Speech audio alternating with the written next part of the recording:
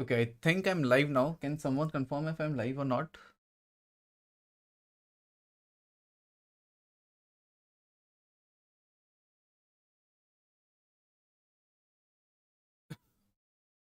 Okay, I see many people have already started in the comments. Was today's contest actually difficult than normal, or only I felt like that? Yeah, it was a little difficult. You could actually see that from the scoring as well. It was like 500,000 and 100, 1,500. Hello, hi Shivansh. Hey. Okay, so like it was expected that it will be a little harder.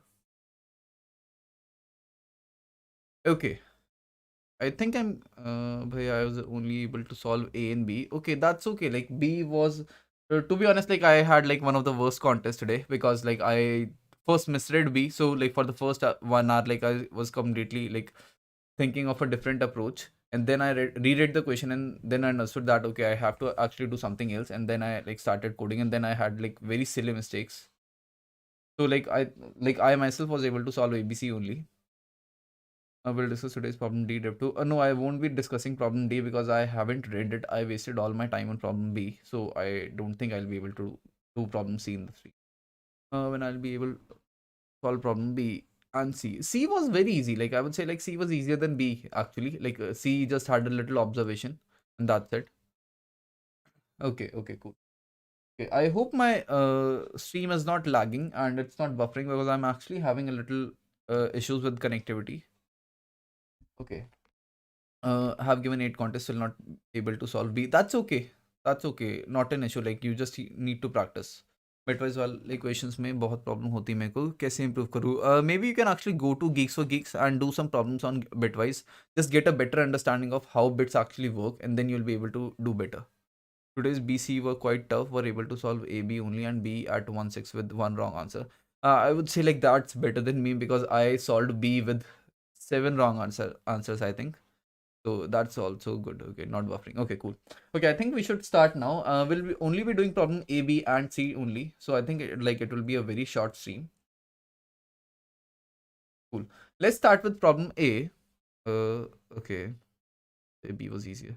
I'll say B was easier than A. Maybe you felt that. Okay. Anyways, let's start with problem A. You're given two arrays A and B of n positive integers. You can apply the following operations to them any number of times.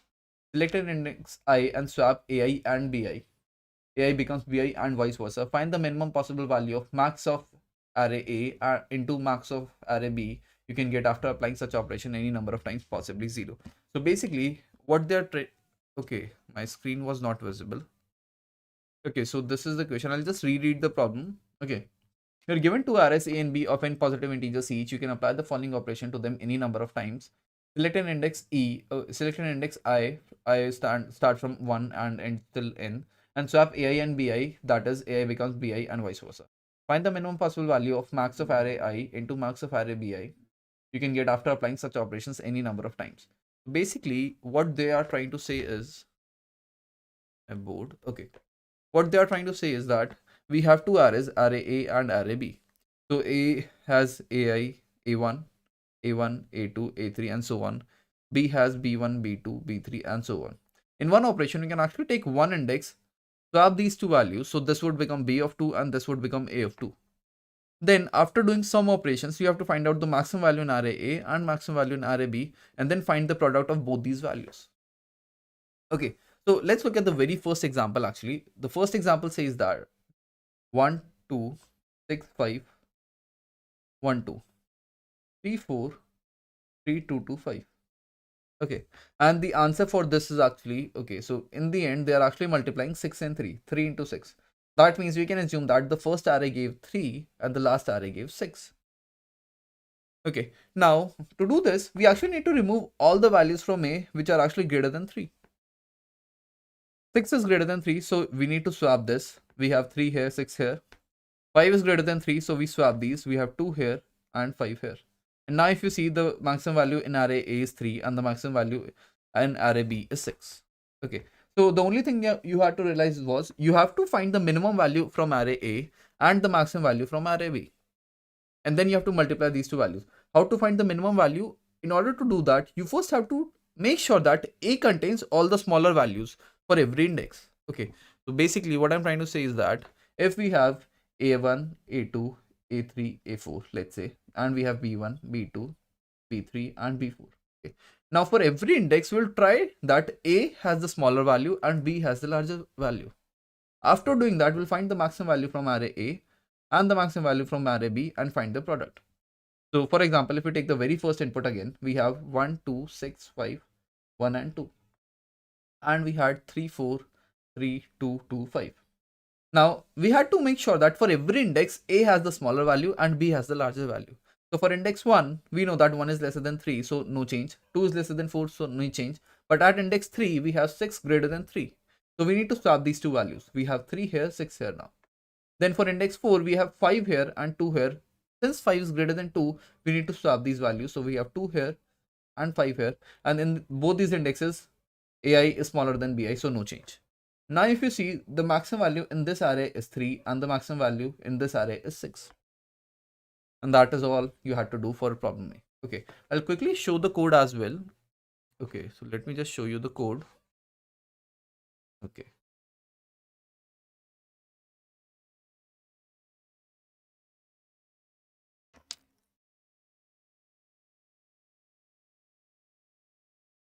Okay, so this is how I did it. Let me just.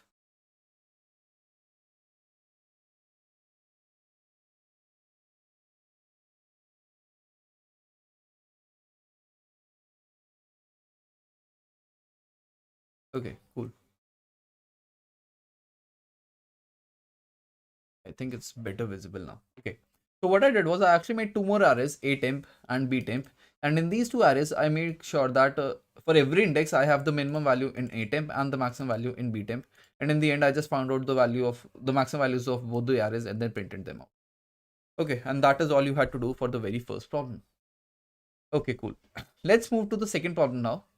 Since this was a very easy problem, I would say. And I think like everybody was able to do this. Okay, let's move on to problem B now. Let me read the chart. So we have even me at the beginning. So I have only those which is lesser than A and B. Yes, exactly. Please solve problem C first. No, I'll be going in order only. I am at problem B now. It won't take much time because the questions are easy. Okay. Please solve. B is usually brute or observation based, but today's was tough. Yeah, a little tougher than the usual ones. Sir, how to practice questions rating wise or topic wise? As if I do rating, I had the FOMO of only doing the ad hoc problems and not doing the problems containing graph and trees like this. Okay, so basically, you can actually do a mixture of both. Okay, but what I suggest is you should do like topic wise. I used to do topic wise. If I have to practice DP, I'll open up all the problems from DB and then solve them. Okay, but like that is something that I prefer. You can try both ways, but topic wise work for me. Please solve C first. I'm unable to solve C and D again and again. How can I improve? Just keep practicing. Was C brute force? Somewhat brute force, somewhat observation. Not brute force, it was a little observation, that's it. B is taking time. Any tips for being able to solve B in every contest? Uh, Solve B from all the past contests, and I'm sure like you'll be able to solve B in all the further contests. I see if not getting difficult now is no, it actually depends on the scoring distribution only. Sometimes it's easier, sometimes it's difficult. Okay, cool.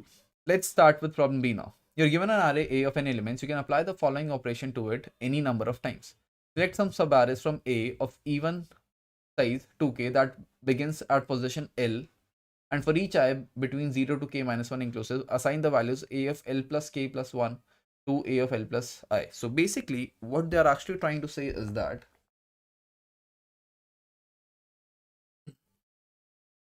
okay. So what they're trying to say is that let's say you had an array, okay, and let's say this was the complete array, okay, and now you took this certain subarray, okay.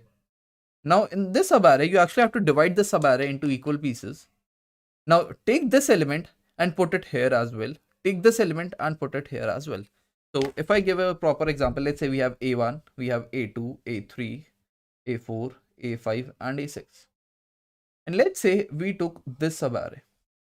Now what we have to do is take A5 and put it here as well. Take A6 and put it here as well. So the new array becomes A1, A2, A5, A6, A5, A6. Okay, so basically you just take the first half of the array and replace that with the later half. And that is what you had to do in the problem. Okay, now this is one operation. Okay, now find the minimum number of operations needed to make all the elements of the array equal. Okay, now one thing to understand in this is that you actually can take the later half of the array and take it to the first half. Okay, that is something I actually misread. So basically what I thought was you can either take the first part and replace it with the second part, or you can take the second part and replace it with the first part. Okay, but what the question says is that you can only take the second part of the array and replace it with the very first part. Okay, now how many minimum operations are required to make sure that the complete array becomes equal? Okay, so let's see some observations in this. Okay, now what is the one value which we need to see to that we have to make the complete array? So basically let's say we have a1. Okay, let's take an example only. Let's say we have 4, 2, 1 and 3. Now we know that we can actually take the latter half of the array and replace it with the first half. Okay, that means if you took this array, it will become 4, 1, 1, 3. Okay, now if you take this array, it will become 1, 1, 1, 3. Okay, but there is no way you can actually make this element equal to 1 as well, because this is the very last element, and this will either be used to replace some other element, but it will never be replaced with something else, which means the complete array is going to become equal to 3, because there is no other value which can replace 3. So what you do now is you take this array.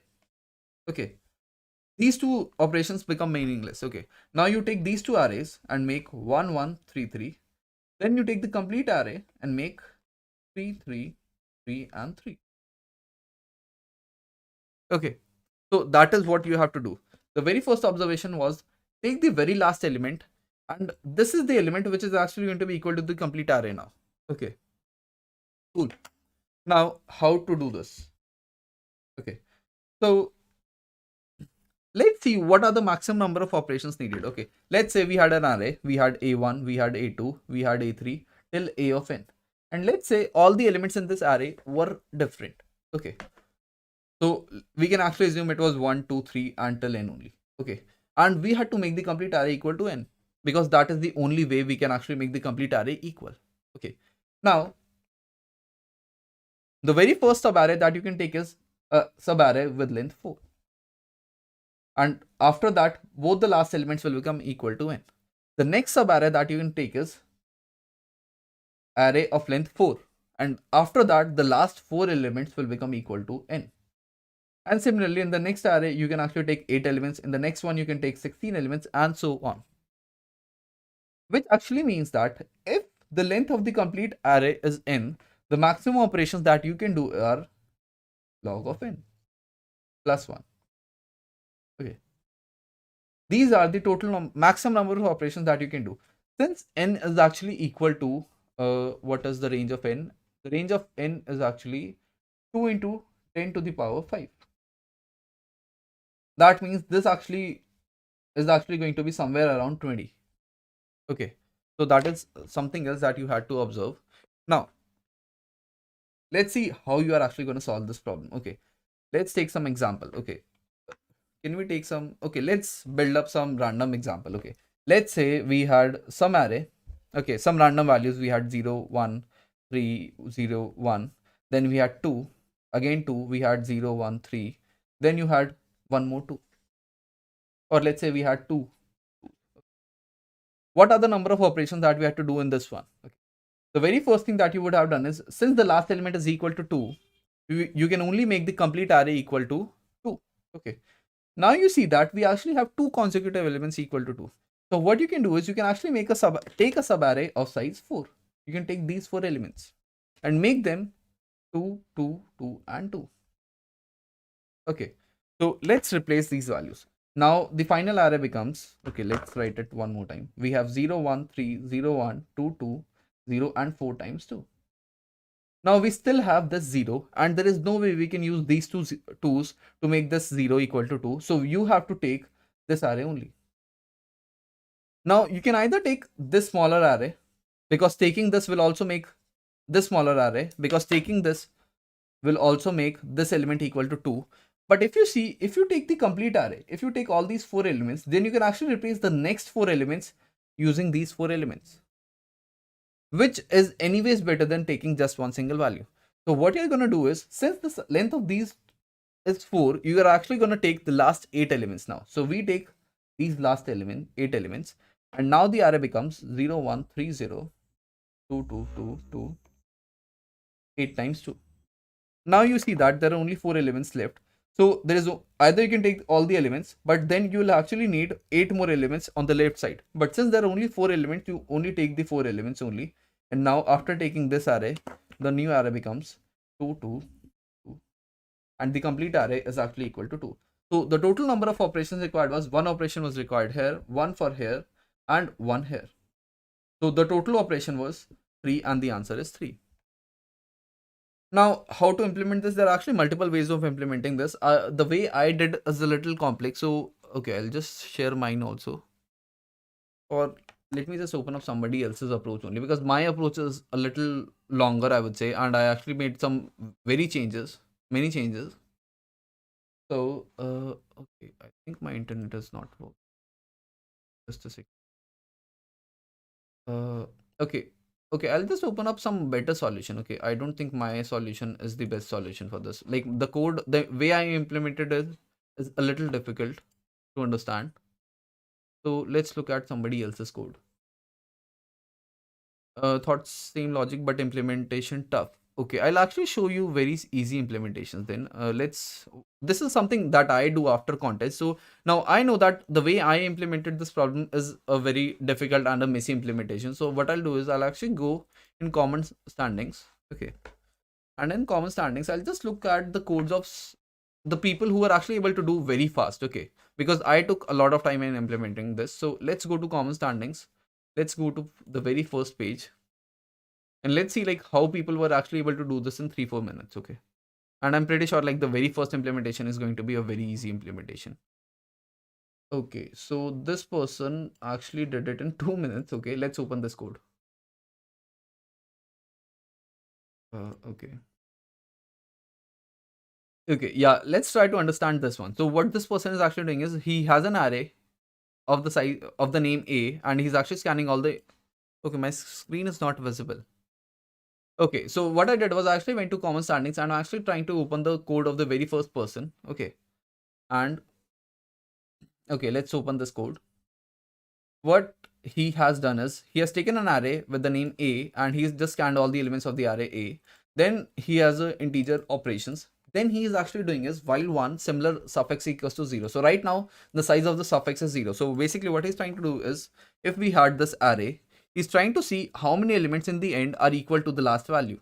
Okay, so he's actually running a reverse for loop. So we have I equals to n, I greater than equal to 1, I minus minus, if ai is not equal to n, because we know that we have to make the complete array equals to a of n. Okay, so he's just checking till which index we have ai equals to an. The very index in which we don't have ai equals to an, we break out of it. But before that, we actually make similar suffix equals to n minus I plus 1, because let's say this was the complete array. Until this point, we had 4, 4, 4. Okay, let's say this index was 5, then this was 6, and this was 7, and n was actually equals to 8. So we had 3 values. Okay, what is the index of this one? This is actually, so n is equal to 8. So what is n minus I plus 1? N is 8. Okay, n is 8, I is 5, and this is 1. So 5 minus 3 is 1. We have n minus, okay, 8 minus 5, 4. Okay, his n is actually equal to 7. N is equal to 7. So if n is equal to 7, 7 minus 5 is 2 plus 1, that makes 3. So this similar suffix is actually going to be equal to 3. That we have 3 values in the end which are equal to the very last value. Now what he does is, he's actually just running a loop from max of 1 till n minus 2. Okay, so basically what he's doing is, if this was the complete array, okay, if the screen, if this was the complete array, okay, and all these values were equal to the very last element, okay, so he's actually making the length of this equal to similar suffix. This is similar suffix, which actually means he can actually take double the size of this array, and make everything equal to this particular value. Let's say we had x here. Okay. So we need to do 2 times similar suffix, and that is exactly what he has done. So basically he's doing 2 times similar suffix. Okay. And now the index of this value is actually going to be n minus 2 times similar suffix plus 1. And that is exactly what he's done. So he starts from n minus 2 times suffix plus 1 till I less than equal to n and makes every element in this equal to a of n. Okay. And after that, he actually does the same thing again. Okay. Now his index is actually at this point. Okay. Or what he does is he actually starts from the end only. Again sees how many elements are equal to the very last element. Now all these elements are going to be equal to the very last element. So his similar suffix will now become this complete array. This complete array is now similar suffix. Okay. And then he does the same thing again. So he takes twice the size of this array and then makes everything equal to this element. Okay. I hope this problem is also clear. A pretty easy problem. A few observations to see, but yeah, like I myself got confused in this one. So it's okay. Like if you were not able to do this question or had difficulty in implementing this, but this is something very nice. You can actually open up the codes of the people who were able to do very fast. So basically, this person did it in 2 minutes.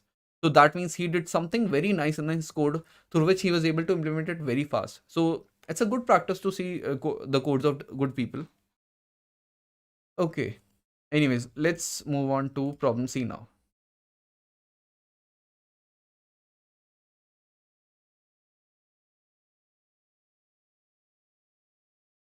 I have implemented it more easily. Maybe you can put your code down in the comments and we can see like how you implemented it. Okay, this much is sufficient. He has one base index. Yes, he has one base. He had one base. Okay, what's happening? I got the algorithm, but missed test case 3. I myself got like 5-6 times wrong answer on test case 3. Okay, let's start with the third problem now. Okay, some lag in camera. Yeah, I know. Like, I think I have my internet is not working really good today, so you might see some lag. Okay, anyways, let's start with the third problem now. Okay, third problem was easy. It was just a little observation, and it was easy to implement. Okay, we're given a set of n. Okay, n is always a power of 2 elements containing all integers from 0 till n minus 1 exactly once. Find n by 2 pairs of elements such that, so basically what you have is you have elements from 0, 1, 2 till n, and n is a power of 2. Power of 2. Okay, n is always a power of 2. Find n by 2 pairs, because a pair has 2 elements, so there will be n by 2 pairs. Each element in the set is an exactly one pair, so you can take one element for one pair only. The sum over all the pairs of bitwise and of its elements must be exactly equal to k. So basically what he's saying is that, let's say we had A1, B1. This was pair 1. We had A2, B2. This was pair 2. We had A3, B3. This was pair 3, and so on. Okay.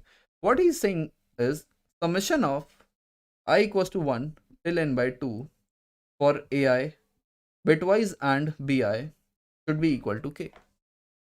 This is what he is expecting. Okay. And okay, let's look at the test cases now. Okay, let's say that I'll show you my complete board. Let's say n is equals to 4 at the moment and k is equals to 2. Since n is equal to 4, we'll have 0, 1, 2 and 3. 0 is written as 0, 0 in binary representation. 3 is written as 1, 0, sorry, 0, 1. 0, 1, 2 is written as 1, 0 and 3 is written as 1, 1. Okay. Now what we want is k should be equal to 2. That means summation of AI, BI for every pair, summation of AI and BI for every pair should be equal to k, and k right now is equals to 2. Okay, so the answer that we have been given in the test cases is for k equals to 2 is 0, 1, 2, 3. 0, 1 and 2, 3. So 0, 1 actually says 0 and 1. Okay, so if you take these two values, the bitwise AND of this becomes 0. And if you take these two values, the bitwise AND of these two becomes 1, 0, which is actually 2. 2 plus 0 is 2. Okay, now let's forget about n equals to 4 at the moment. Okay, let's say n is equals to 8. If n is equals to 8, okay, we have 0 as 0 0, 1 as 0 1, 2 is 1 0, 3 is 1 1, 4 is 1 0 0, 5 is 1 0 1, 6 is 1 1 0, and 7 is 1 1 1. These are the 8 elements that we have. Let's say k was equals to 3. Okay, what we can, okay, so basically we'll actually get 4 pairs. Let's say these are the 4 pairs that we are going to get. And we say, let's assume that this pair, the bitwise AND of this pair is 0, the bitwise AND of this pair is 0, bitwise AND of this pair is 0, and the bitwise AND of the last pair is equal to 3. Okay, now since we need bitwise AND equal to 3, that means if we take this 3 only, okay, if we take this 3 only, the other element has to have these two indexes equal to 1. And the only index that has this is 7. Let's say we take this pair equal to 3 and 7. Because 3 is 0 1 1 and 7 is 1 1 1. And bitwise AND of this is actually going to give us 0 1 1. What we can actually say from this is that if we take k and take n, bitwise n minus 1, sorry, bitwise AND of these two elements is always going to be equal to k. Because let's say k had some 4 binary values, and n minus, we know that n minus 1 is always going to have 1 1 1 and 1. So every index which has a 1 in k, every bit which has 1 in k is actually going to have 1 here as well. So basically, if this was k, this complete value was k, bitwise AND of k and n minus 1, basically n minus 1 has all the ones, is actually going to be equal to k. So the last pair will actually be k and n minus 1. So this is sorted now. Okay. Now what we need is some way such that, okay, now we have already taken 3 and 7. Now we need some way such that all the rest of the 3 pairs have bitwise and equal to 0. Okay, what we can actually do is for 6 we have 1 1 0. Since it is 1 1 0, we can actually take this element 0 0 1. Okay, and bitwise AND of these two elements will be 0. So we have 1 and 6. Then we are done with, now we are done with this 6 also and this 1 also. Now we are left with 0 2 4 and 5.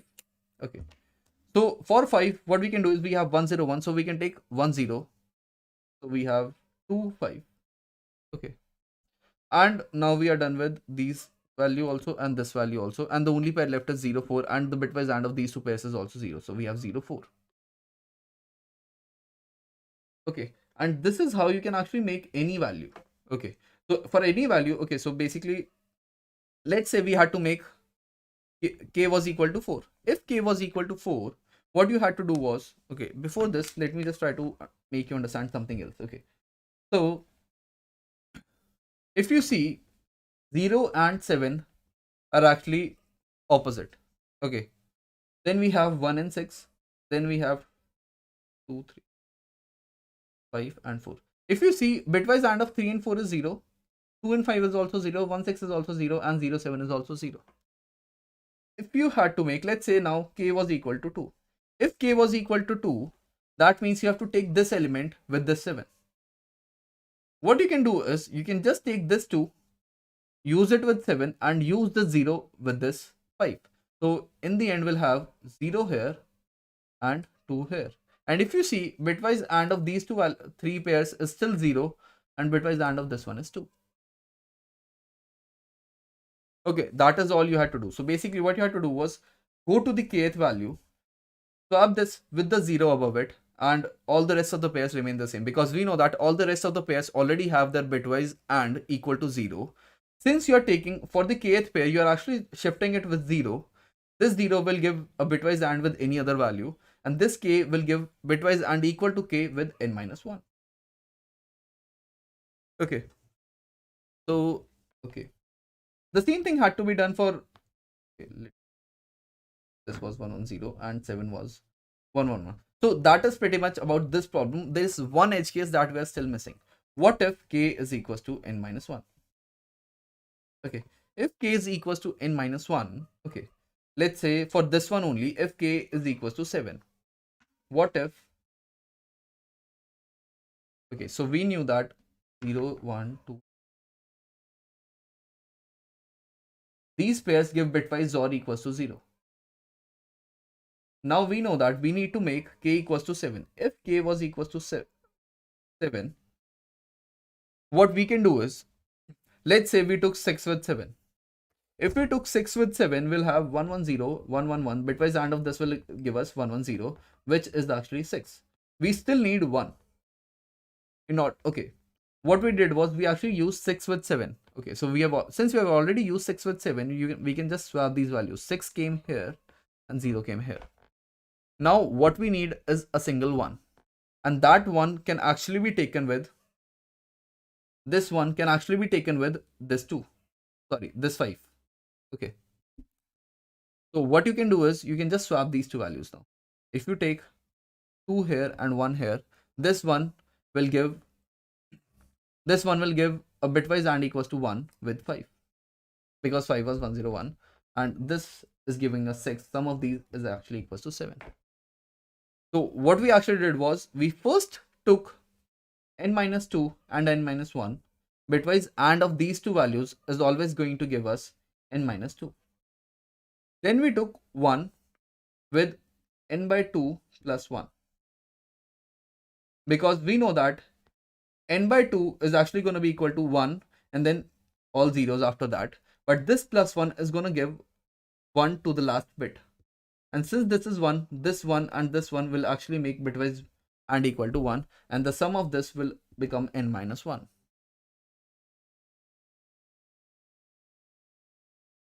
Okay. And yeah, that's all you had to do. For all the other pairs, you can just make simultaneously, because you had to keep all the other pairs the way they were.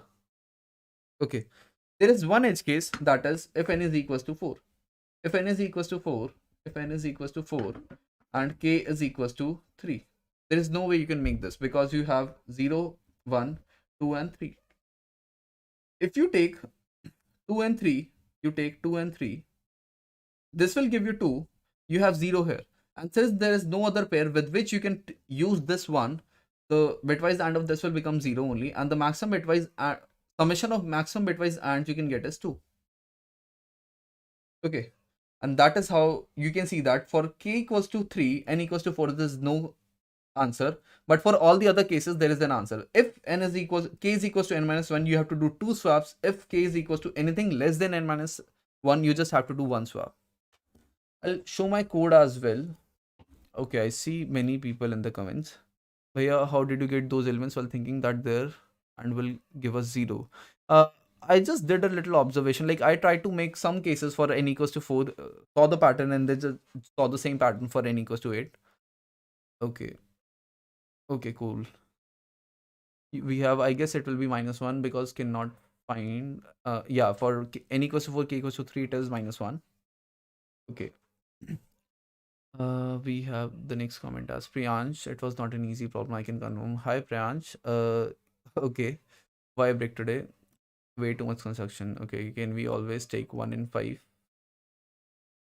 For which case are you talking about?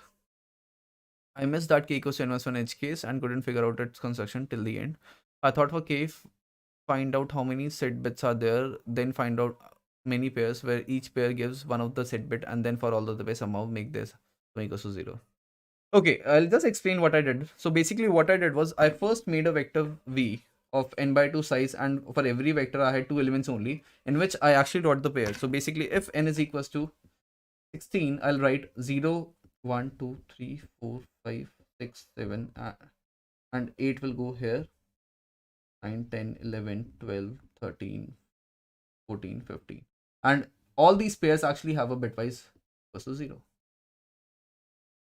Okay. Now, if k is equals to some value, let's say if k was equals to 5.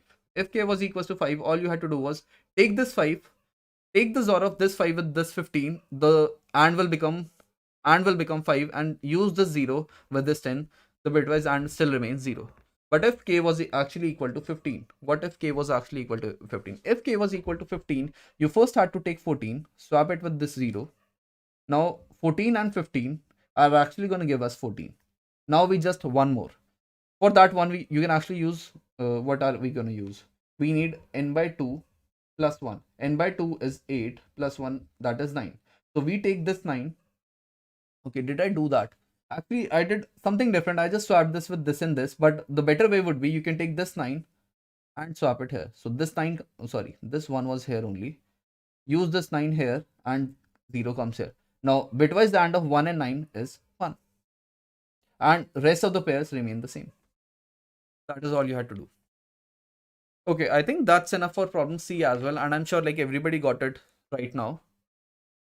Okay, let's go to problems. Okay. I couldn't really like I didn't even get a chance to read problem D, so I'll try D after this, and so I won't be able to include that in the stream. And I think that's it for this stream. Okay, I hope everyone liked the stream. If you did, just make sure to like the stream as well, and do subscribe to the channel if you want more such videos. I'll just read some of the comments.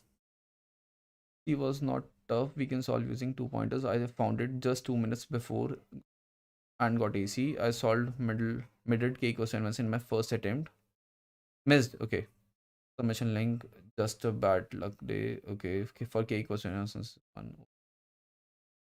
I have already showed my code. Let me just open my code again.